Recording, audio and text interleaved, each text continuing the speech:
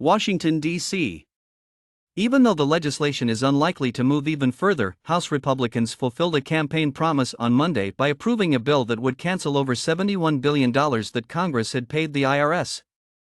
This was the first day of their majority in the House. Democrats had strengthened the IRS over the following 10 years to help pay for the top health and environmental priorities they passed the previous year, as well as to refill an organization that was straining to provide taxpayers with basic services and assure fairness in tax compliance. On a party line vote of 221 to 210, the House approved the legislation to return the funds.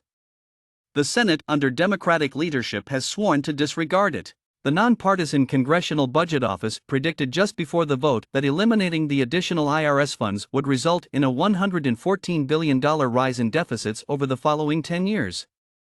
Republicans, who had previously stated that reducing deficits would be one of their main priorities if they gained a majority, found themselves in an untenable situation as a result.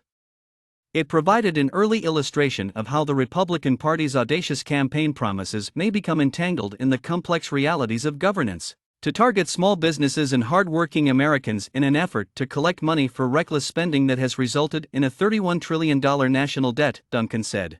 It is false for Duncan and other GOP members to claim that the additional funding will be used to hire 87,000 new agents to target Americans. The figure is based on a Treasury Department plan stating that if the IRS received the funding, many new staff would be hired during the following 10 years. However, not all of them will be hired at once, they won't all be auditors, and many of them will be replacing the 50,000 workers who are anticipated to resign or retire in the upcoming years. In his farewell address to the IRS in November, Charles Rettig, the agency's previous commissioner, stated that the extra funds will be beneficial in more than just bolstering tax enforcement.